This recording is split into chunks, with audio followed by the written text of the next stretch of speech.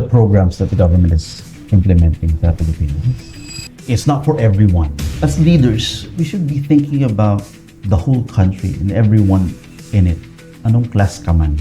I'm Christian Gapuz, and I'm a financial wealth manager or financial coach or advisor. Basically, I want to talk about which I feel na problema ng karamihang Pilipino is they do earn and they do want a better future, a better financial future. It's just that they don't know how to do it. I saw a post which is very interesting. The middle class sits in between earning just enough to be disqualified from ayuda. Yes, that's true. Yet still struggling with rising cost of living. Too rich for assistance, but not rich enough to feel secure. That hit hard. And nakita ko sa Singapore, I mean, everyone is paying tax. Pero kasi may nangyayari. Whether you are an average income earner or mayaman ka, unlike here, wala eh, hindi kaya. Here's how I would do it. Instead na yung mga non-working class nakakuha ng ayuda, dapat yung working class. Tapos yung mga tamad, o yung mga ayaw magtrabaho, yung mga naglalasing, yung mga nagsusugal, gusto yung ayuda, magtrabaho kayo.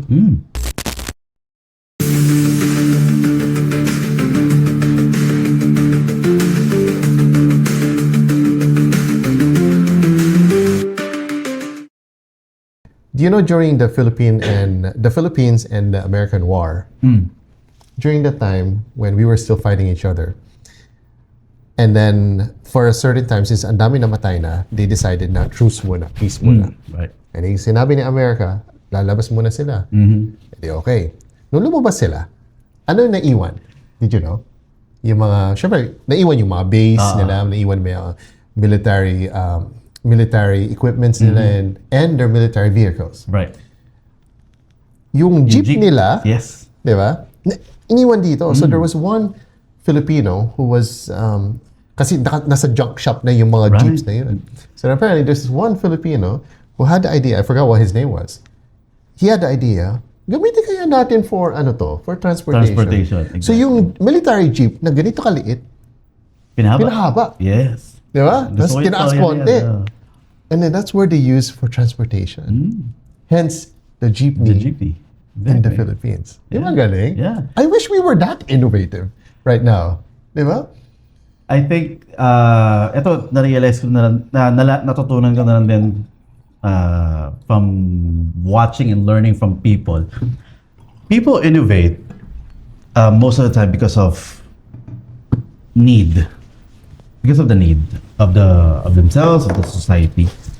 Kasi ngayon, dahil sa culture nga na consumers tayo, we just receive things na lang eh. I mean, we receive stuff. Ayuda. Diba? For peace. We receive So we stuff. don't think of something different na. We don't think to innovate anything anymore. For most Filipinos, meron pa ring iba na nag-create. Pero ayaw na natin kasi comfortable naman kasi talaga.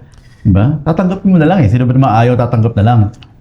Pero ayaw lang mag-isip ng bago. Thinking outside the box, wala na eh. Nawala na yun. Tapos kung meron man, katulad nung, di ba, may nag-invent ng hydro-powered vehicles, mga ganyan. Parang nasabi yan.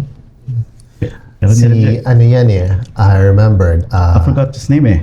Yung Corolla. Yung Corolla niya. Sayang. Although, there were a lot of rumors going around that I'm not sure if it was Germany or one of the European countries who funded his project because our government wouldn't fund it. Yeah. So he went to that. I'm not sure if it was Germany, but most probably one of the European countries. So na-fund daw siya to develop that engine. And apparently, hindi daw nag-push through because he couldn't do it. Okay. I don't know, maybe it's because he couldn't do it because he felt guilty na hindi natin gagawin to for Pinas, or he just couldn't deliver. Yeah, pwedeng ganun. But we don't know. We'll never know. Yeah. We'll never know because parang a year after na shut down yung program niya, namatay ata. Year or two. Yeah, he was really old already. Yeah. True. Tanda na siya. So, it's so sad that we have a lot of innovations in the past, pero it's not working. There's something that I want to read. I saw a post which is very interesting. Sure. It's about ayuda and 4Ps and all of that. But it's also it's about syempre, the working class versus the non-working class. Okay. Okay, so I saw this post. It's by Isabella with a bunch of numbers, 112993. Okay. Nakalagay, in the Philippines, the system often protects the poorest through programs like Pantawid Pamilyang Pilipino Program, 4Ps, while collecting taxes from those with stable jobs under laws like the Tax Reform for Acceleration and Inclusion, TRAIN Law. But the middle class sits in between, earning just enough to be disqualified from ayuda. Yes, that's true. Yet still struggling with rising cost of living. Too rich for assistance, but not rich enough to feel secure. Right. They carry the weight of taxes without the safety net. In times of crisis, this gap becomes clearer. The Filipino middle class is not failing the system. The system is failing them. Yes, that's true. I totally agree. Grabe, no? Grabe yan. Not too rich for assistance, but not rich enough to feel secure. That hit hard. Kaya doon mo masasabi na, I mean, yung pinag-usapan natin kanina na support ng government. Or the programs that the government is implementing sa Pilipinas. Ano lang, it's not for everyone. Those people na talaga mahirap, which is understandable. But as leaders, we should be thinking about the whole country and everyone in it. Anong class ka man. Diba? Marami akong kaibigan na ganyan na nagre-reklamo about that. Yung sinasabi namin, hindi tayo ganun kahirap eh. Hindi naman tayo ganun kayaman din para ma-secure eh. Tapos walang support. Tapos may tax, pataas pa sila ng pataas ng tax. Diba? I think, nakita ko sa Singapore, I mean, everyone is paying tax. Yung mga lahat ng tatrabaho, everyone is paying tax. Pero kasi may nangyayari. Yeah, look at their healthcare. Diba? In Singapore. Diba? I mean, magastos pa rin naman. Honestly, Singapore is high cost of living. Pero maayos eh. You get the support that you need. Whether you are an average income earner or mayaman ka, lalo na kung mahirap ka. I mean, you get help. We get the help that you need. Unlike here, katulad natin na average people, wala eh. Hindi kaya. Talagang ikaw lang. You have to help yourself. I have this,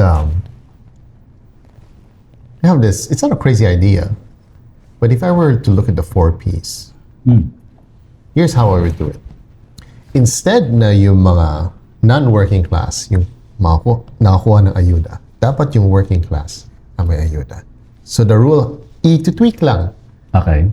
Tweak lang natin. Sige. I said this many times before. Ang deserving na makakuha ng 4Ps is the working class. In order for you to be qualified na magkaroon ng ayuda, dapat may trabaho ka. Dapat working class ka. We will support you. O diba? Meron ka ng sahod, meron ka pa ng subsidy from the government. Masaya yung mga tao. Yes. Tapos yung mga tamad, o yung mga ayaw magtrabaho, yung mga naglalasing, yung mga Don't give them. susugal. Gusto yung ayuda, magtrabaho kayo.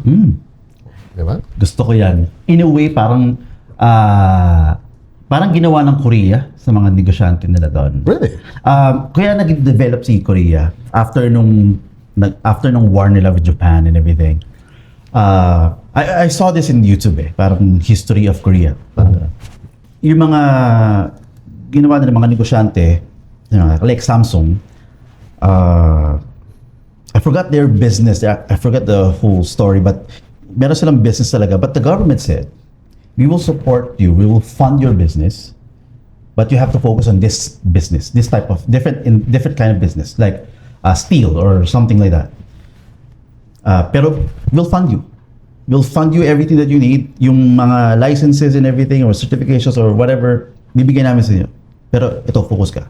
So in a way, nakatulong yun dahil na-develop yung company nila, umayos yung buhay, umayos yung bansa. Parang gano'n. Parang gano'n din sa atin eh. Yung nagtatrabaho, sige, supportan ka namin. We'll give you ayuda. You can use that money, I mean, you have a work, you have a job, then use that money to put up businesses or learn new stuff. Diba? New skills so you can have a better life in the future. Parang ganun. Yeah, and the more that your skills are better, and Yeah. the more meron kang ayuda, right? Yeah, Multiples exactly. of ayuda. Diba? Diba? At kasi you're doing something about and you're doing something from it, diba? With it, with the money that is given to you. Tama. And why should we give it to the non-working class na wala namang ginagawa? They're just Exactly. spending our taxes. Exactly. Diba? Tapos, ano lang, nasa Bible pa nga yan eh. You give a man a fish, he can eat it in one day. Diba? Teach a man to fish, He'll eat forever. he'll live forever. Diba? Eh yung ginagawa ng gobyerno, hindi. Ayuda lang. Sige, asa na ako sa ayuda. Diba? Asa na sa mga libre. But if you're helping those who are actually working hard, mas maganda. You are helping most Filipinos. But the developed Filipinos, mga individual, family, go-grow yan eh. Lalaki yan. Ganda nung naisip mo. Yeah, ititweak lang naman yung Yeah. program nila eh. Hindi naman kailangan ano. Kasi, if you think about it, unfair naman, right? Yeah, eh, yung really mga working unfair. class, It's really yung mga nagtatrabaho sa mall, sa grocery, lahat yan. Talagang, they go through all the necessary requirements. Gumagastos pa sila para makaroon ng work. Mag-NBI sila, mag-medical sila, and everything. Okay, a lot of those, yung iba, nasa subsidized na mga manpower agencies nila. But, gumagastos pa din sila. gumagastos sila. Yung pangbiyahe papunta doon sa work, di ba? Yung training nila and all that, yung pagkain nila, di ba? And what do they get in return? Di ba? Tax na mataki. Tax and low salary. Low salary. Low salary. Kumbaga, the minimum wage, ano nga yan? $6.95. Oh yeah, 695. $6.95. Galing $6.50, $6.45, whatever. 640. Hindi lang klinos ng 700. No? Talagang binita nila ng 5 pesos. 5 pesos. Anong mga... 5 pesos na lang eh. Yung 5 pesos masyadong malaki daw yung halaga, sabi ng gobyerno, na pwede ka bumili ng isang candy. Diba? Sana yung yung sa Department of Finance, yung 500 pesos. Sino ba yun? Ano ito pangalan na ba? It's Kong Elif, San Fernando. That is a representative of Kamanggagawang Party List. He's the one who's discussing about that. Oh yeah. Oh, tama siya. He's the only brave guy. Yeah, he is very brave. Yeah. Bago siya napunta sa government, he's been posting about it eh. Long videos, pinapload ko And I siya. think he's the only congressman na push regarding Yes. this, to break the Yeah, the minimum- salary yeah. and the minimum wage. Yeah. He's been talking about it a lot for a long time. And nakasuhan pa siya because of that. Kasi Yeah. he's going against the majority. Yeah. Pero hindi siya nagpatalo. And then, diretso lang. Tuloy-tuloy siya. And he's talagang diretso siya magsalita. I mean, kahit, even if you're, ano ginagawa mo? Parang gano'n eh. Hindi mo naman alam sinasabi mo eh. That's how he talks eh. So I like him eh. I like him. Ano na pala? Yung minention mo na, sabi niya, anong magkano kinikita mo? 90? C? C? Hindi mo na-experience yung below average. Yes. So how can you say na ito ang kaya nila? Hindi mo naman alam yun eh. You never experience. Tama. Ano nga pala siya? Sa government na nga siya. Yun nga. Ang pangalan niya ulit? Sorry? Kong Eli. Yun. Oo, tama. Yun. Fernandez. Yeah, I like him. So, ganda nung sinabi mo. Help the people who are doing something. Yeah, they're the only ones. I mean, the working class. Yun naman talaga. They are the ones deserving. If you think about it, the working class, the business owners, the enterprises, they're the one driving our economy, Exactly. right? And why not support them? Parang sa trabaho, who do we give bonuses to? I mean, corporation, mga companies. Performers. Performers. Diba? Sa sales, sino yung binibigyan mo malaking commissions, mga bonuses? Performers. Yeah. Diba? Tapos dito sa atin, yung mga walang ginagawa, mga tambay, na binibigyan ng ano. That's so wrong. Again, yung ano lang yan eh, it's like band-aid solution. Yeah, you want to help them, syempre. But you're not teaching them how to live better. To work. Kaya hindi ako nagbibigay ng limos. Yung mga kumakatok sa sakyan, di ba, sa kalye. If nakita ko na yung edad mo, hindi ka Yeah. naman matanda, hindi ka naman bata din, tapos nakakapaglakad ka na maayos, wala kang kapansanan, nang lilimos ka, hindi kita bibigyan. Hindi ako magbibigay na gano'n. Pero yung mga makeup salon, bibigyan ko kasi talagang hindi nila kaya makapagtrabaho ng normal. Pero yung mga hindi ko bibigyan, bakit? Kumikita, natututo lang sila ng manlimos na lang kasi kumikita naman ako eh. Di ba? Speaking about that, funny, it's a true thing I heard because meron akong friend na meron siyang kamag-anak na not in the best situation. So, nakakatawa kasi yung kwento niya. Yung pinsan niya daw, naglilimos na daw. Oh, wow. Dating padjak ng, padjak doon sa mga Wow. yung mga nagdi-deliver or yung mga nagsasakay ng mga padjak Pasahero. lang, pasahero. Ano yun tayo doon? Pedicab Pedicab. drivers or whatever. So, magkano usually mga gano'n? 10 pesos, 20 pesos? Not familiar. But around those, Tapos, ang kwento daw niya, ngayon, naglilimos daw. Oh, bakit? Mas malaki Ay, pa kinikita niya. Totoo! Mas malaki pa kinikita niya. Tapos ano sabi, ang kwento pa, tumaba din. Kasi dumami yung kain. Oh, ay. Tapos tinanong niya yung pinsan, bakit naglilimos? Sabi, nakakapagod yung yung pagpadjak ko eh. Diba? Nakakapagod. Magkano lang kinikita? Minsan sumasakit na yung likod ko. Dito, gaganon lang ako. Kumikita ako ng parang 500 per day. What?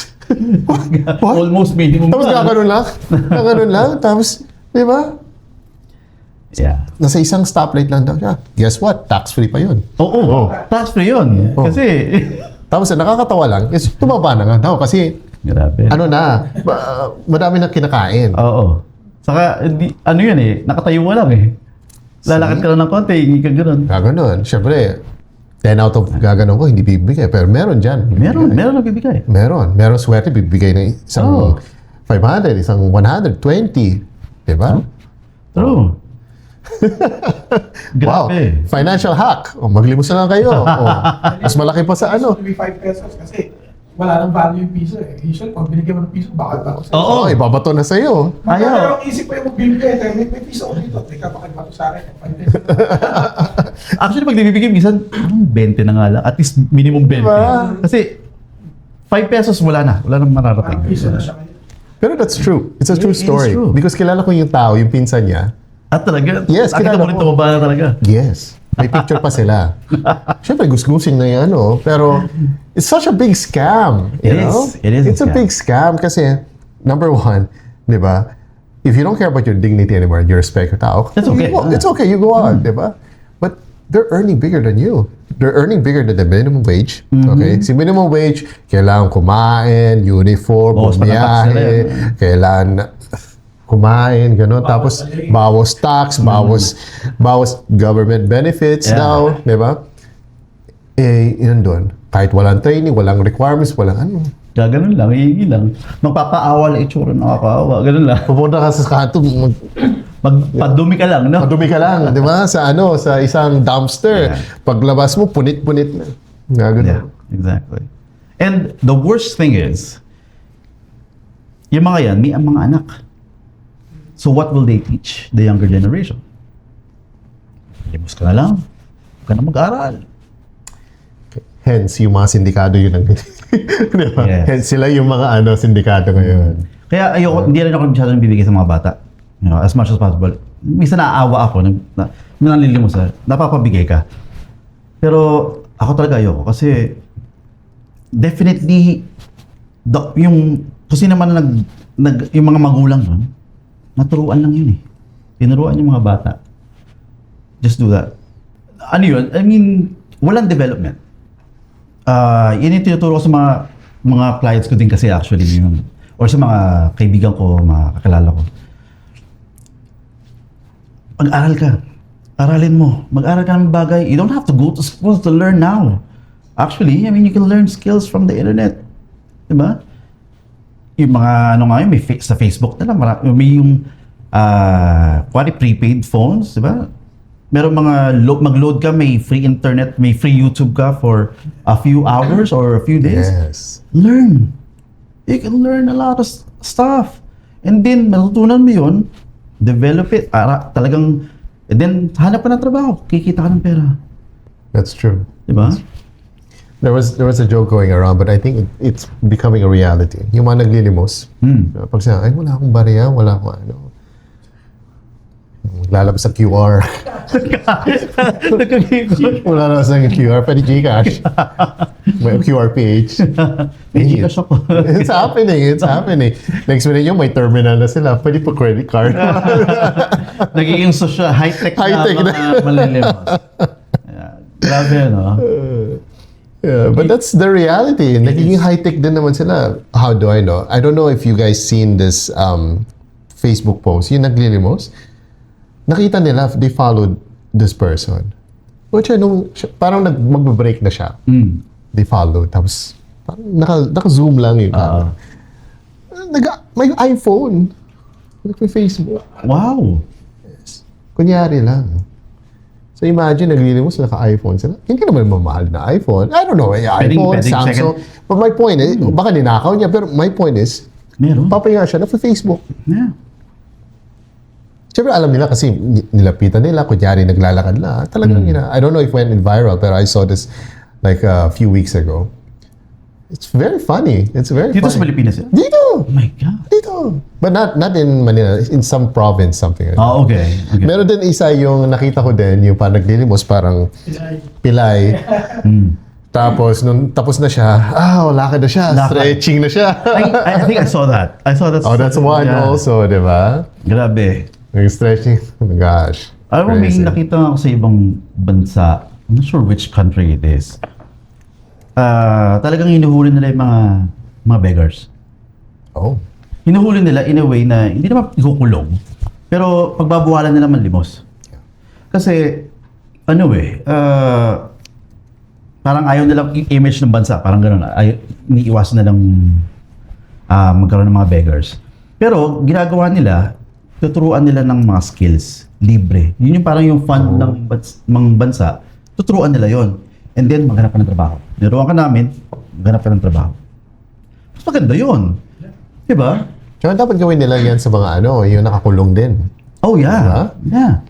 Kasi if you think about it, pag nakakulong ka, wow, parang, wala, you're free. Di ba? Nandun ka na, you have free lodging. Free lodging, di ba? I wouldn't say free food. Meron naman pagkain, pero if you want better food, bibili ka talaga. Yeah. Pero ibig sabihin, wala ka na iisipin. Wala na. Di ba? Kaya iba gusto na makulong. Di ba? Especially sa US, di ba? Oh, yeah. Oo, parang sarap makulong sa US. Ay, marami sa US. Maayos ang kulungan eh. Oo. You have your own neighborhood. You have your own, Yeah. di ba? That's true. It's true what we see in the movies in the US, in these movies. Pag nakulong sila, either they have one cell or they have a cellmate. Dalaw lang sila. They eat 3 times a day. Yeah. They have, what do you call that? Time for exercise. Yeah, 1 hour Sa field. sa field, di ba? Kaya meron Gosh. silang basketball court. They have Yeah. their own gym. Gym. Yeah. You can do whatever you want. Pero ang isa pang, I think, I don't know, kasi hindi pa naman ako, buti na lang, hindi pa ako napupunta sa mga kulungan dito. But, meron silang specific responsibilities sa kulungan. Like, meron sa kitchen, meron nasa laundry, yung talagang tatrabaho, and they get to learn stuff. Kung hindi nila alam yun, natututunan nila kung paano gawin. So, when they're free, pag nalabas na sila sa kulungan, they know, they have ways or they have skills to earn money. I think yun ang meron maganda sa kanila. Kasi sa Pilipinas parang wala eh. I don't know parang pag... Tayo meron. Sa Cebu, tinuruan nila paano sumayaw. Tuloy tayo. Mag-iba yung alam. At least sumikat tayo sa entertainment, di ba? But I don't know what else. But I think with what Cebu did, they showed that they could discipline these guys. Yes, yeah. Yun ang maganda. But I'm That's how we sure look they at have it, yeah. other programs. Maybe they have, what do you call that? The life programs, yung mga Livelihood program. livelihood programs. They do things for whatever, di ba? Or create a product, di ba? I think that they have to be in production because I think people who get, apart from the murderers and rapists and all that, but Oh, yeah. people who are in prison for simple Like acts of stealing. crime. Yeah. Stealing because wala silang makain. Or like other stuff, right? The basic ones, fraud or whatever. Yeah. Usually ginagawa nila yun kasi they're not happy with their lives. Yeah. They're desperate. Exactly. So, and a lot of the times they steal, they yun, actually stealing is a big part because either walang makain, walang pambili ng gamot, Yes. or talagang they really need it. Yeah. And what if you give them that opportunity to, we have to create something, manufacture a product in prison. You know? Oh, yeah. Or they could just manufacture a part of the product. So for example, yung, I don't know, parang packaging, ayos sila ng packaging, yeah. diba? May pera sila, Exactly. diba? They have a livelihood. I think they do. Meron naman. Siguro, I feel naman meron. Yeah, I think they do naman, but it's not as advertised. Diba? Oh, yeah. Because nobody wants to support prisoners. Nobody wants to, I mean, irereklamo pa rin. Ba't sila bibigyan mo sila ng livelihood? Yung mga tao sa labas, hindi. Oo. Diba? Hindi sapat yung ayuda. Dapat, Pero very ironic na pag ang politiko ang nakulong, oy, ang saya ng buhay. Wow. Parang hotel. Diba? Diba? Hindi lang 5-star, 6-star. Oo. Pwede lumabas pa. Fresh air lang. Mag-fresh air lang ako sa Switzerland. Babalik naman ako.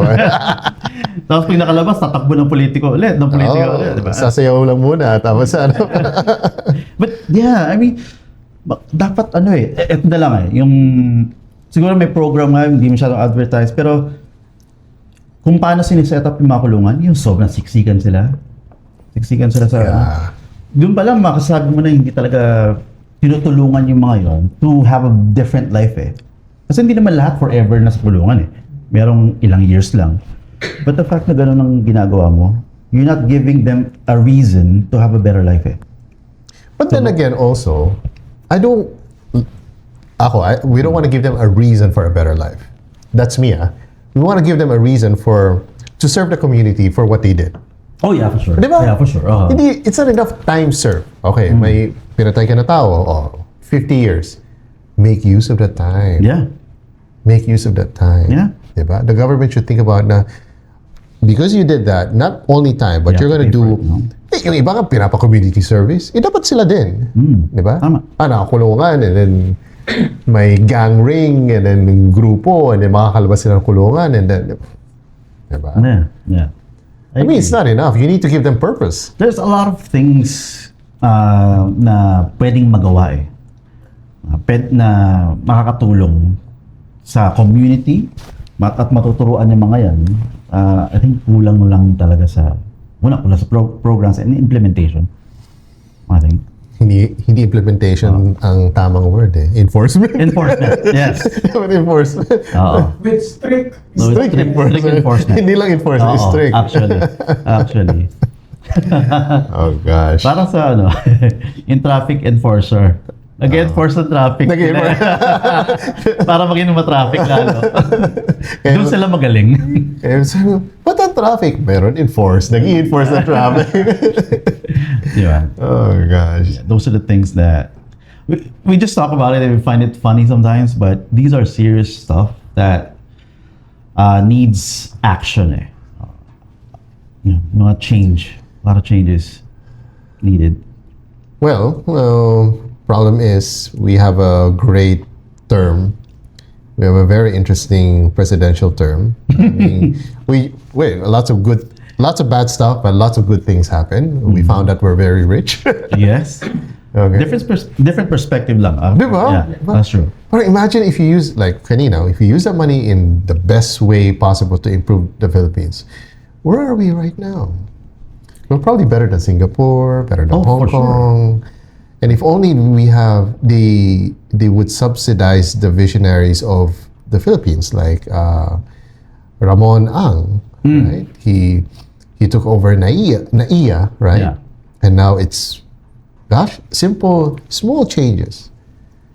You know, Umayos. last time, beginning of this year, last quarter, we went to Hong Kong. Last year, we were also in Singapore, I believe. But the difference between those two trips is that was prior to Ramon Ang taking. He took over already, but we were still seeing the old NAIA because it wasn't improved. Yeah. And then this last quarter, when we went to Hong Kong, and it's like, wow, it's as simple as this. Lumiwanag. It's as simple as brightening the light na parang, wow, ganda pala. It looks better. Exactly. And then the ambience is, hindi siya mabigat. Parang, the word maaliwalas. Yeah. You know? Yeah. And then may mga small things na changes as well na parang, these small changes our government could have done, or whoever operated the India prior to him. It's so easy. Why don't you do it? Last year, pagbalik namin sa Pinas, syempre galing kami sa Singapore. Dito na naman tayo sa Pinas. Pagpasok ng CR bago ng immigration, nangyari dito. Di ba? CR pa lang, you know that is the most used facility every time in the airport. Hindi lang ma-improve. Sira yung mga overflowing yung urinal, sira yung faucet, or yung faucet very luma na. Kalakalawang. Exactly. Yeah. Diba? Saka mabaho, madumi. Yes. After that, itong last, January pa lang, we came back and we were like, kahit pa paano, same CR, pero hindi na overflowing urinal.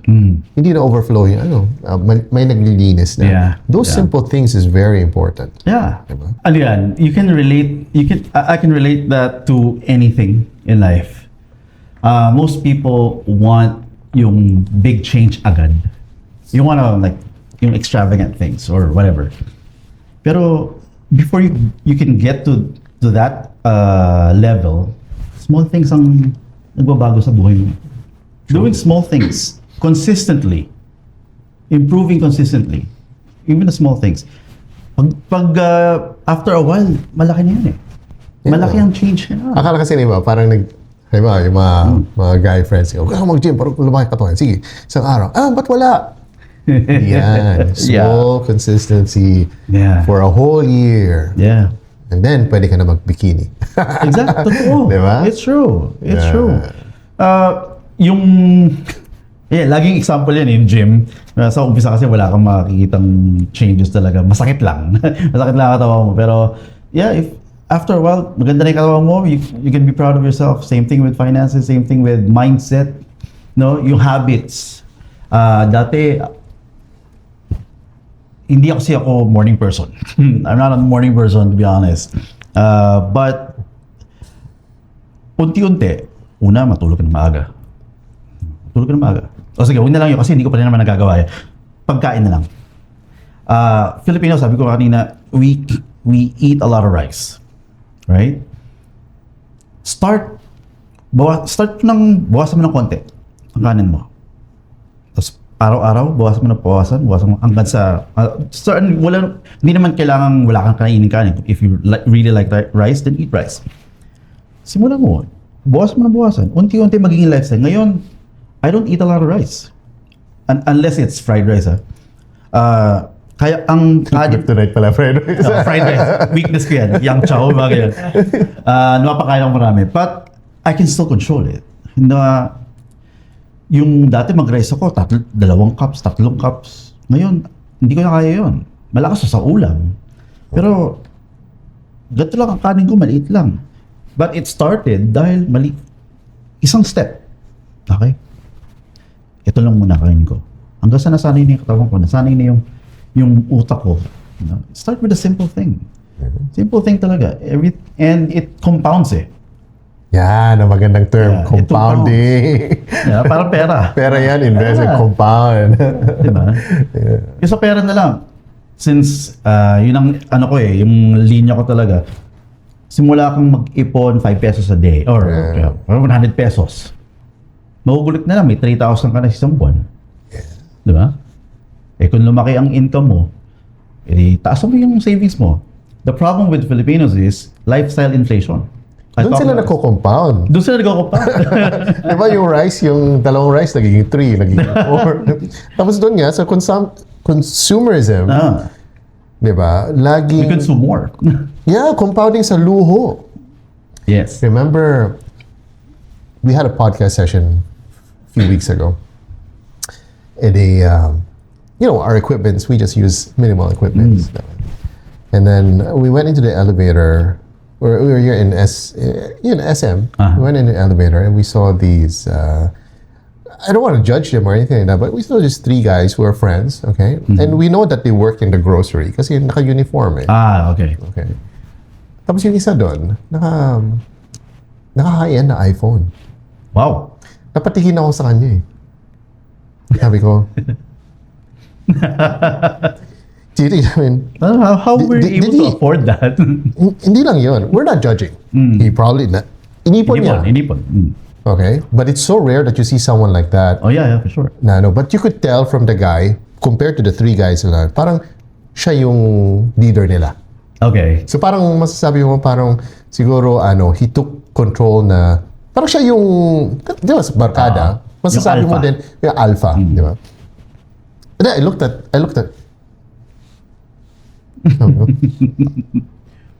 sabi ko, wow. Either he lost a kidney, he sold a kidney, di ba? Tinitingnan, okay ba siya? Oh, okay naman.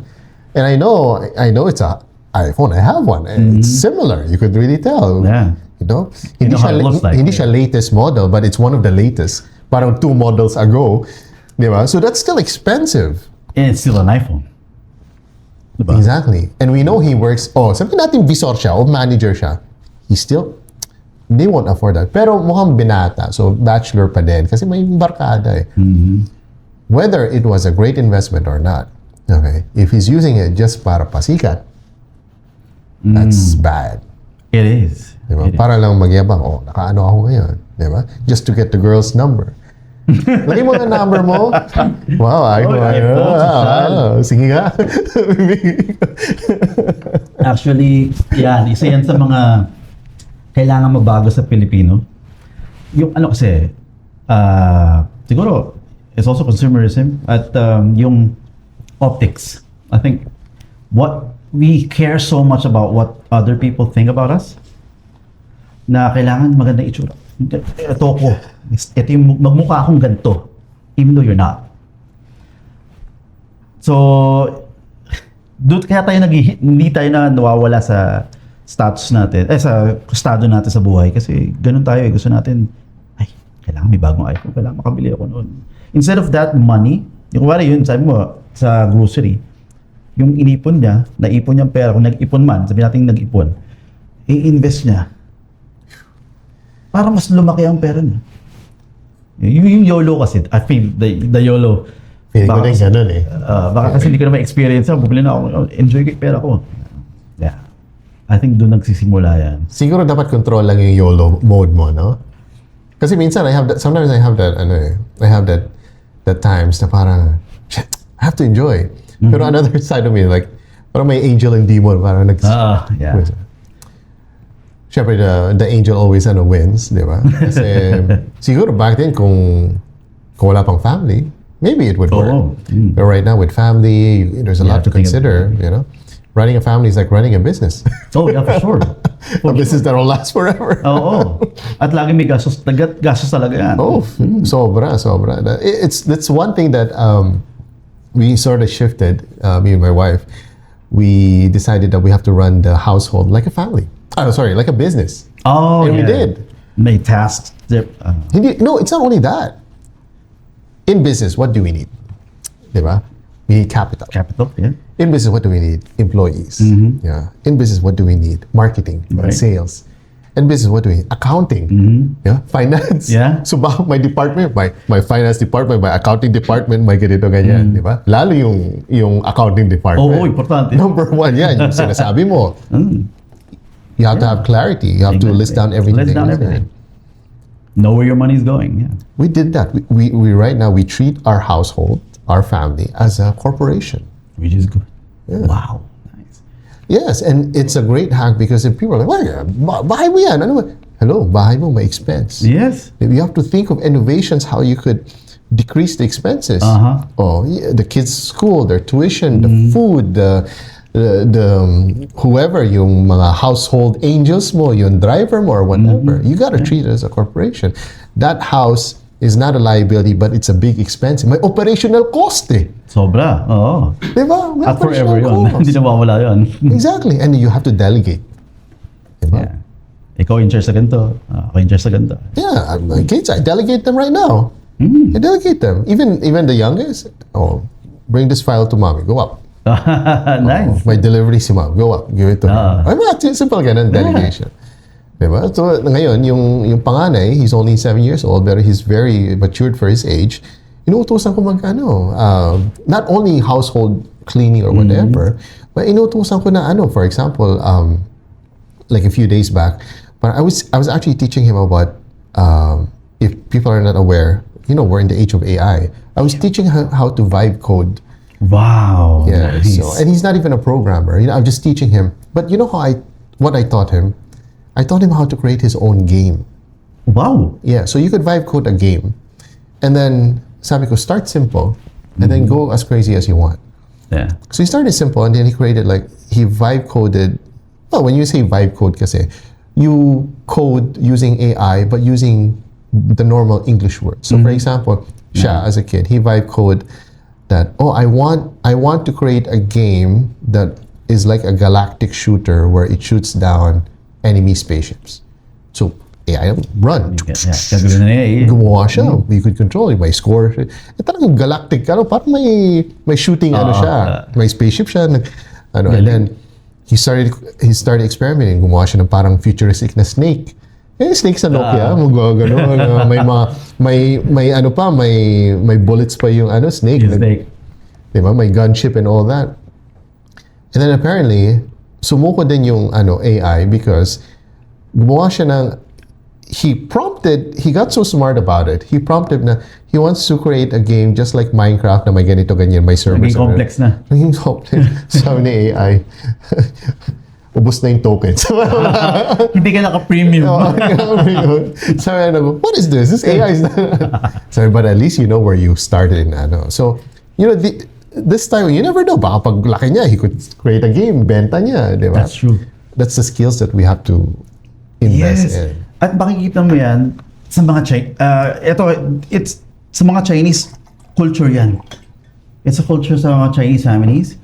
Pag summer, iba kinakwento sila, Chinkitan, pati yung mga si Steve C. Ng company, I forgot. Yung e-commerce. Yung e-commerce, yeah. Pag summer, they don't, hindi sila sa summer na maglalakwatsa, they work. Yung parents sila, magtrabaho ka. No, kasi ano tinuturo nun? You have to work hard para magamit mo yan, para makuha mo yung buhay na gusto mo. Diba? Yung magkaroon ka ng pera. Lahat tayo kailangan ng pera eh. But you have to work hard for it. Hindi ko bibigay sa'yo basta-basta. At matututo ka paano mag-handle ng business, paano makipag-usap sa mga tao. Kasi sooner or later, we have to talk to people. Yun yung talagang buhay eh. We have to talk to different people. Build relationships. Sila, natuturuan bata pa lang. Tayo, ang tinuturo sa atin, ako personally, gusto ko magtrabaho ng bata ako. Mag-working student or mag-summer job. Pero sabi ng nanay ko, tatay ko, huwag kang trabaho kasi pag kumita ka na ng pera, ayaw na mag-aral. Diba? Yun ang old school mindset eh. Mag-aral ka para makapagtrabaho ka. Ganun na turo. So, lumaki ako na employee mindset. Yung trajectory ng buhay. Pero sila hindi eh. Kaya tinan mo, mga Chinese, at least talaga sila yung mayaman ngayon eh. Dahil bata pa lang, trained. At ang ganda ng ginawa mo kasi tinuruan mo yung anak mo na, okay, ano yung, using the technology now, whatever you think about, try AI, no? Natuturuan sila na, okay, I can do stuff. Whatever I put my mind into, pwede ko magawa. I can achieve that. With the right tools, with the right systems, no? Kaya, at the same time, kailangan ko itong gawin. Hindi ito ibibigay ng tatay ko. Hindi ito ibibigay ng kung sino. I have to do it myself. Maganda eh, ganun mindset. No? Kulang tayo sa ganun. Our educational system is broken. It's outdated, it's broken. We're overspending for it. And if I get hated for this, that's fine. It's true. Mm-hmm. We are manufactured, we are trained from the manufactured. But it's true. We are manufactured by what? By being brainwashed to become employees. Yes. I am not against employees. Mm-hmm. I am for employees. But there are levels. There are performers and there are employees. Mm-hmm. Some most people are happy being an employee. Yeah. Some want to be performers, they want to be managers, they want to lead. Some want to follow. Yeah. Most want to follow pala. Most. Yeah. Most. For sure. And for most, they would rather follow than lead kasi takot sila mag-lead. They don't want to mess up. But that's where we have to draw the line, right? So, sa mga followers, sa mga gusto mag-follow and everything, that's great. But at least elevate them kahit pa paano Yes. in higher skills, di ba? Yung mga mag-lead, edi kayo na mag-innovate. Yeah. But subsidize their education, their uplifting to that position. Kasi, sige, ikaw na maging presidente, pero ito yung sahod mo. 100,000. Papayag ka? Hell no. Running the country, 100,000. Sa'yo na. Oo. Diba? Totoo yan eh. Yung experience ko sa Singapore, like they would really give you like a specific amount of money to learn a new skill or to... Wow. O kaya gusto mo mag-take na masters? Masters ka. Yeah. Sige. I-sponsor nila. Sponsor nila. You have to prove first. Kailangan performer ka. Yung naaabot mo yung metrics mo.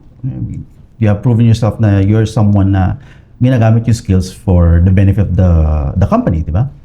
Bibigyan ka na ng pera. Ngayon, yung mga citizens nila, bibigyan ng certain budget to spend sa mga government programs like for health, like if you want to exercise, or if you want to learn baking, if you want to learn, basta kung ano-ano. Yun yung maganda eh, no? Dito kasi walang masyadong gano'n. Kaya, kulang talaga. If we have more of these programs, I think, yung sabi mo kanina, nasa na tayo ngayon? Baka tayo yung kung paano tayo tinitingala ng ibang Asian countries, andun tayo. For sure. Pumunta ako ng Taiwan like a few years ago. I think 2022. Yeah, 2022. Taxi driver. Nalaman na Filipino ako. Ano mo, sabi sa akin, before, Philippines, very nice, very good, very rich. I like Philippines. I like Philippines. May ganun pa kasi. I like Philippines. Very rich. I like Filipinos. I want to go Philippines pa nga. Isa pa nila, I want to go to Philippines kasi mayaman kayo. Pero ngayon, ano tayo? Iwan tayo sa Taiwan? Iwan tayo sa Taiwan. We are much richer than Taiwan. Pero wala. Sayang. Sayang na sayang. Wala. It'll only take a the guy up there. Yeah. Not God, our leader. Yeah, I mean, of course, importante si God. No?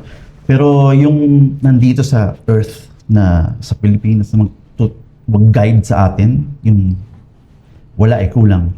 Actually, kaya, sorry to say, I'm not a registered voter.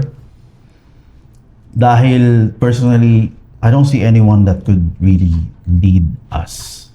I don't want to waste my vote on someone na alam ko namang walang magagawa eh. Full of yung mga promises na they won't actually do something or be true to it naman. Sorry, I mean, alam ko dapat we should be voting, but I'd rather help myself and the people that I know in my own way kaysa yung magamit ako ng mga tao na yan for their own benefit lang. Yeah, that's just my opinion. Everyone has their own, we respect everyone's opinion. I might be almost at that part, but it's still, there's no great candidate so far. Yeah, there's not. Siguro just one big advice to all, everyone who votes. Vote wisely. Vote wisely. Huwag lang yung sumasayaw, ha? Konting sayaw. Sige na. Sumisika. Konting sayaw, konting. Gusto ko yung siguro ang nakikita ko lang na pwede, I'm not saying naman 100% na malinis siya, but he's doing something. Vico Soto. I mean, he has done a lot in Pasig. Kasi yung asawa ng kapatid ko is from Pasig eh. May mga kamag-anak kami sa mother side ko na taga Pasig talaga. Yung mga addict na lang na nabuwasan. Nabuwasan sila. Tapos yung mga mga programs for mga Pasigueño is maayos. Diba? Saka, ang dami siya nagawa. Yun na lang talaga. Marami siyang nagawa. Wag lang sanang mapalibutan siya ng mga maling tao. No? He keeps that, yung transparency niya, yung kung sino siya, magstay siya ng ganon. Kasi, parang iilan na lang sila eh. No? Iilan na lang sila na maayos. Kung meron man. No? At siya nakikita ko talaga na sana, if it's the will of the Lord, I mean, There's hope. yeah. There's hope for Vico. I agree. Okay, we're good. Yeah. I think it was a great conversation. Yeah, I had a great A time. disclaimer ko lang, just a disclaimer to the audience. We are not voting for anyone specific. It's Oh just yeah. personal opinion. Yeah. We're not endorsing anyone. This is just our opinion. Yes. By far, by the data, it's true. Vico is a very top performing politician. Too bad he's going to step down. Yeah. Last term na eh. Last term na. Wala. We'll see if he decides to go for the national office. Another potential is also ISCO. Another potential. Yeah. Other potentials also, sinasabi daw nila for Congress. Well, I don't know. With Congress, Senator, I know could work. Our mayor here in QC. Yeah. Oh. Most probably. And she's a high performing mayor. No, really? Very high performing. Lots of achievements. Wow. A lot. So, nice. well, I hope anyone who gets into office by 2028, sana okay. Yeah. Still have hopes for whoever comes in. Wag lang yung mga dati. Oh, yeah, for Wag sure. lang yung mga dati. I mean, sana matapos na yun. I mean, Tried and tested na sila. Yeah. Proven. yeah. Same old. Pero forget these ones running. Sana magbago yung taong bayan. Mismo. Tayo mismo, hindi sila. Kasi we are the ones voting for them. For me, I would still put the responsibilities magiging leader. I mean, the change, yes, we should start sa sarili natin. But if there is someone, I always use Singapore as an example. If si Lee Kuan Yew, hindi si Lee Kuan Yew, hindi siya ganun. He wasn't strict. As in, he was strict. No? Corrupt, kulong ka. As in, no questions, no excuses. If you are even a small amount of money, you are taking it for yourself, you're out. If there is someone like that, no, and hindi rin siya magpapakorrupt, no, hindi siya magpapaloko sa iba, no, I think magiging maayos tayo eh. I feel that's just my opinion. That's true. If there is someone who is willing to do drastic things, hindi na tayo pwede nang mabagal yung unti-unti. So you see, now this is where we draw the line here.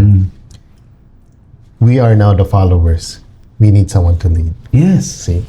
Kasi ano naman eh, bakit tayo merong pinapanigan sa yung mga karamihan Pilipino may pinapanigan kasi meron tayong nakikitang hope. Yes. But if that person isn't strong enough to fight everyone else na nag-o-oppose sa kanya, wala eh. Wala. Walang mangyayari. Yun lang. I mean, siguro it's also for me a problem din yung form of government natin. We're too democratic. True enough, yeah. Yeah, yun yan.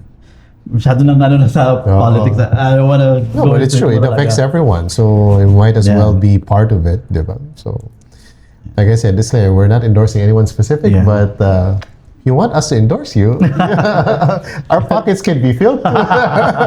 Yung pala nakukurap pala. Receive maleta. Well, we accept different types of Yung pag itong table na to napuno. pwede. Not Yung a pictures. problem. Ay, okay, ma-add ko lang, okay lang ba? Yeah, go ahead. Kasi sa insurance ako eh, no? So, pinag-usapan namin ng kapatid ko, what if mag-retire? If you retire now, how much do you want to have, I mean, may withdraw mo sa bangko, that you can withdraw in a bank in a month for you to live comfortably. Ikaw, tatanungin kita. That's a very good question. Let me think about that. Ikaw, how Thinking much? about the expenses, thinking about your wants mo rin. Because ako kasi, I'm the type of person is when I retire, I know that there's something that will cover for all the expenses already. Kung Yeah. sabihin natin, I have no responsibilities anymore. Sabihin natin, may mga families na yung mga, Mga anak mo, ko and okay na sila and then everything is taken care of. Sabihin natin ganun. If I want to live comfortably, Yung mga kuha mo gusto, considering yung system na nagawa ko na wala na akong ano, Yeah. I think I'll be happy with as of today's currency, I'll be happy with 100,000 per month. Okay na yun sa akin. Okay. Kasi may sobra pa yun. Kasi what am I gonna do? If by that time na nag-retire ako, ang dami ko na punta na lugar, I've already traveled, You the don't kids wanna are travel secured. anymore, yeah. If everyone's secured already, 100,000 is more than enough for me. Okay. So, yan, 100,000. Ako, sinabi ko kasi 500,000 kasi hindi pa naman ako masyado nakaka-travel. So, I wanna travel or things like that. You know, buy stuff. Ako, may tigo sa kotse, so ganyan. So, ako 500,000. Pero yun, let's stick with your 100,000. Ano kasi, ito kasi yung sa akin, Oh, retirement. Ibig sabihin mo retire, ibig sabihin I don't need to work because everything is Yeah. working for them na. Yeah, exactly. Diba? So, on my part kasi, I don't believe in traveling after I retire. You want to experience, like, enjoy while... Yeah, while I'm working, kasi parang micro vacations. Yeah. Instead of retire one big vacation, magsasawa ka din. Yeah, true. Anyway, yeah, go ahead. That's okay. So, ano natin yan? 100,000 for you. So, in a month, 100,000, that's for a year, that's 12,000. 1.2 million. Sorry, 1.2 million. How old do you want to retire, for example? Siguro the best number Yeah. para sa akin, in my situation, 50 is the magic number for me. Okay, 50. Now, average lifespan ng tao is around 70 plus, 76, so Yes. make it 80. Yes. So let's say you have 30 years. 30 years to live ng retired ka, so yung pera mo, yun na yan. So 1.2 million times 30, so nasa magkano yun? 40? 45 million, right? 45 million. Enough na yun para mabuhay ka for additional 30 years. Yung mga kurakot, yung magkano yung nakurakot nila? Billions. Hindi lang 1 billion, more than that. 100 billion? What are you gonna do with that? Generation wealth now. Generation. Diba? I've secured 100 generations down below me. I don't understand. I mean, how greedy can you be? Tapos ipapasa pa sa anak nila. Yeah. Continue my legacy. That's the legacy pala. Pinuruan ko That's the legacy pala. So, this is the reason why we were talking about kasi I mean, for us, we talk about retirement to help our clients prepare for retirement. So we were thinking about that and tayo ganito I mean, kaya na ng gantong amount but they can ask for more, want more. Like, what are you gonna do? Hindi mo naman siya madadala sa pag namatay ka. I mean, even if like 3 generations after, sobra-sobra pa rin. Diba? So why? If you want to understand why they do it, kaya ko iniisip yung ganun hindi ko pa rin maisip, hindi ko pa rin talaga maintindihan. Why? Diba? Kaya ako napaisip ng ganun. Also, there's one thing that I'm I kind of admire. Like, we watch movies, we watch action. Are you into action movies? Like, or superhero movies? Yeah. Usually, but when there's a villain, or something like it's a superhero movie. When there's a villain, why is it always the villain who has the nicest cars, who has the nicest girls, who has the nicest weapons, state of the art? You go to like a villain's place, it's like state of the art, high tech, and all that. Okay, Mansions, ayan. they're the villain. So technically, logically, you'd think parang how do they have all this equipment? How do they have all this money? Oh, let's say they stole it. or they did something corrupt or Yeah, whatever. or illegal. Illegal. But look at them. They invested in the best equipments and everything. Honestly, if you're going to ask me, if our politicians were that corrupt, but they tend to improve our way of living, I'm okay with them being corrupt. Oh, for sure. If they're going to make our city, our nation high tech, better living, good healthcare, but they get majority of them, I don't mind. Kasi we get to experience. We get to experience the lavish life that they could provide us to make us happy enough. And then yung income, o sabihin natin hindi masyadong mataas ang income, pero yung mabili, mababa. Parang feeling mo, ay, yung 10,000, dami kong mabibili. Masaya na ako dito.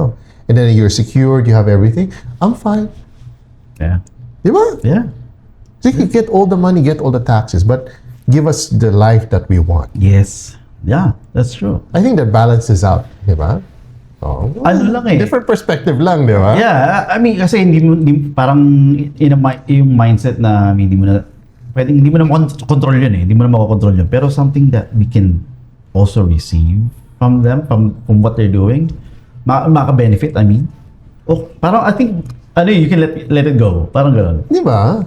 Actually, totoo yan. There's this one specific, I'm not going to mention any politician's name, but there's this one area within Metro Manila. It's somewhere in the industrial area, up north. Parang naging specific na ako. Alam namin na that city is quite corrupt. Okay. Lalo yung mga, basta some of the departments there, and lalo yung isang nakaupo doon.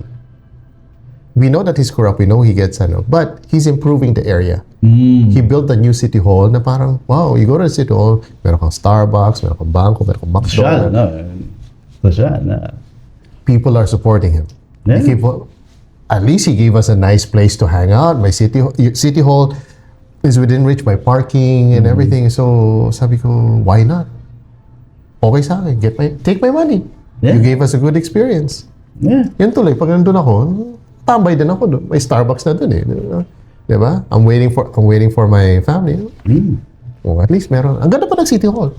Parang mini Eastwood naging. Oh, wow, talaga. Oh, ang ganda. And then, if you want to do some stuff in that City Hall, di ba? Hindi ka tatawid. Walang, it's one big compound. Pero ang ganda. May gym pa. May bangko. Right, talagang dinevelop yung Exactly. in-improve. Yeah. I'm okay with that. Yeah. Pero ang dami sasabi, corrupt yan. Na. Yung politician naman natin, gano'n na. Kaso, it's within their own compound. Within the own. Akala ko compound Sila. city. Sila lang pala. Within their own circle. Masali mo. Everything. Totoo. Yeah,